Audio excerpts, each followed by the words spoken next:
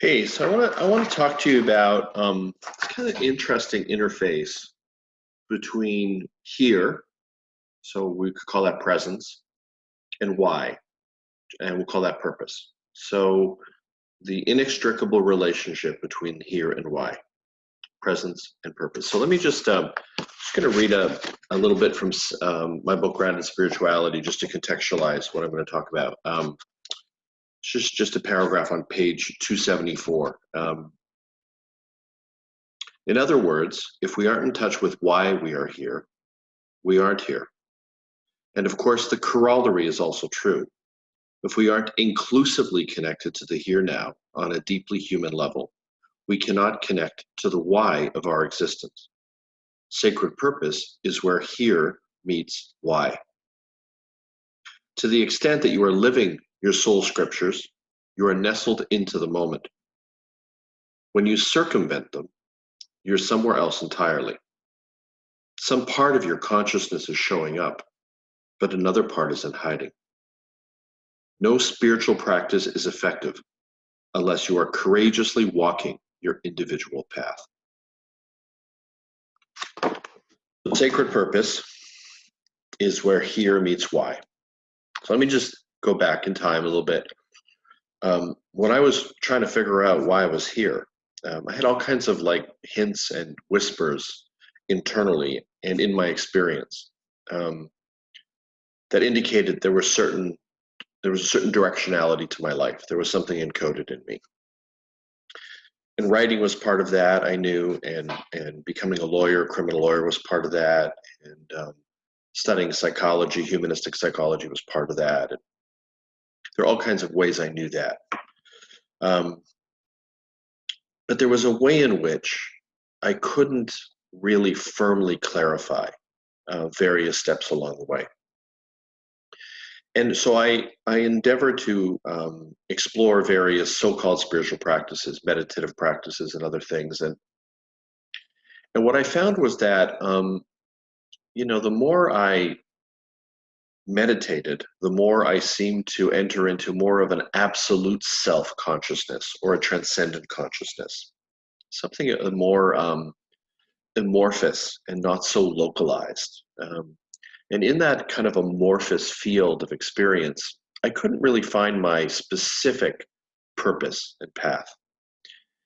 I was like connecting to sort of a unified field or an all oneness field without a self to ground into.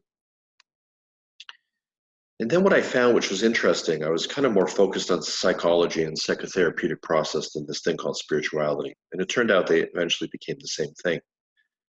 Because what was happening is I would do somatic psychotherapy things, like I would do bioenergetics. I worked with Alexander Lowen, one of the co-founders. I did holotropic breath work, Stan Grof's work, and with some of it with Stan Grof. And I found that in the intensity of that emotional release, through the full and complete discharge of what I was holding, what was coming up through my body, in the breath and in the various bioenergetic exercises, that at the end of it, all kind of emptied out with more space inside to clarify path. I would get glimpses of my direction. Didn't happen in the absolute self field. It didn't happen in the sort of meditative stupor or something. It really happened right inside of my body, inside of my emotional material, inside of the anger I needed to move, inside of the tears that I needed to move. It seemed that every time I did a really strong discharge, I had more clarity as to my life's direction. Like I knew why I was here. So it was like the more that I got here, the more clarity I had as to why I was here. And that was interesting for me. It didn't happen.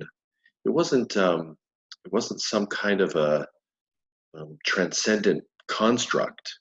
It was an embodied experience. The glimpses of path and directionality, they lived inside of my bones, in the bones of my being. And so then, for example, one of the steps on the path was to write. It was time to write. I was at Harbin Hot Springs in California. I was there for a few weeks. I did a lot of emotional discharge, moved a lot of stuff. And at the end of that, it was time to write. It was just so clear to me.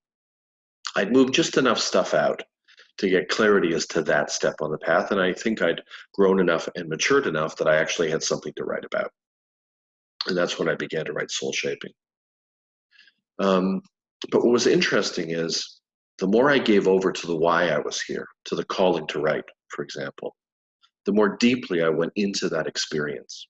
The more the portal to the here opened again, right? So this is interesting. It was like, so being more here, embodied, truly present in my heart, in a connected way, grounded, vibrating, alive, gave me a glimpse as to why I was here.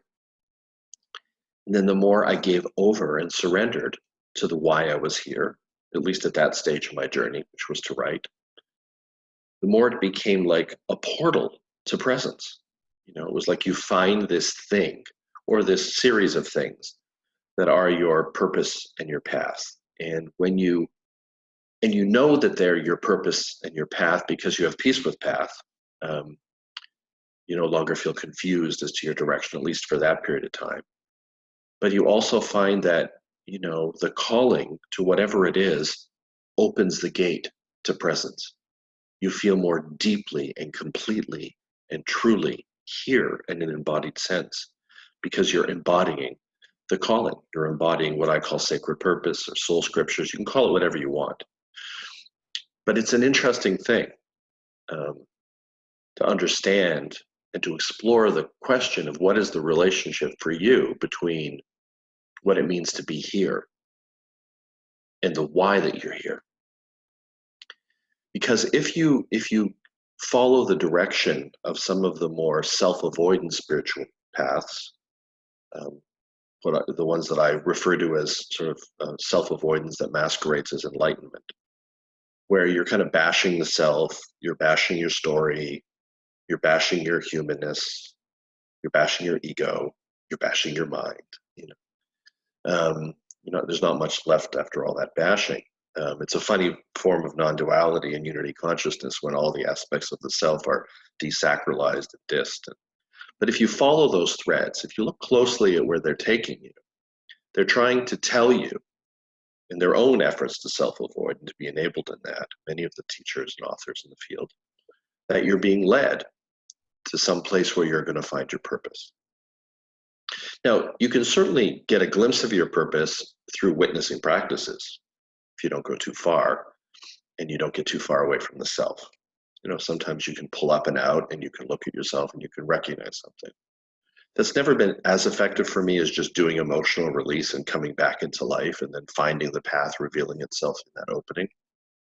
But it can help. But if you go too far away from the self on the quest for this thing called enlightenment or awakening or realization, these things that patriarchal spirituality has been trying to persuade us to believe is the path for centuries, my experience has been you actually get farther away from your true purpose.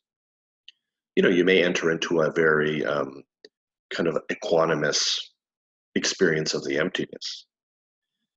But in terms of really getting clear on why you're here, what your individuated path is, what your unique sacred purpose is, it's been my experience that you need to go into the body.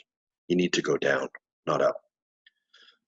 You need to go into your bones. You need to go into the trauma chamber, really become intimate with the material that you're holding and do the best that you can to activate, energize, excavate that material and move that material out of you. And in that opening, if you do it deeply enough and you do it for long enough and you do it effectively enough, and somatic psychotherapies can really help you to do that. I suspect you're going to get clearer and clearer glimpses of path and directionality. You're also going to become more emotionally mature, capable of holding the space for every aspect of reality, including your own shadow. And that will allow you, when you find path and purpose, to be able to see that through as well. For me, emotional maturation and spiritual maturation are synonymous. So spend some time in the next little while just feeling into this question of what is the relationship between here and why? What does it mean to be deeply present for purpose? And what does it mean to experience purpose as a portal to presence? I think you'll find this question very rewarding. I know that I did.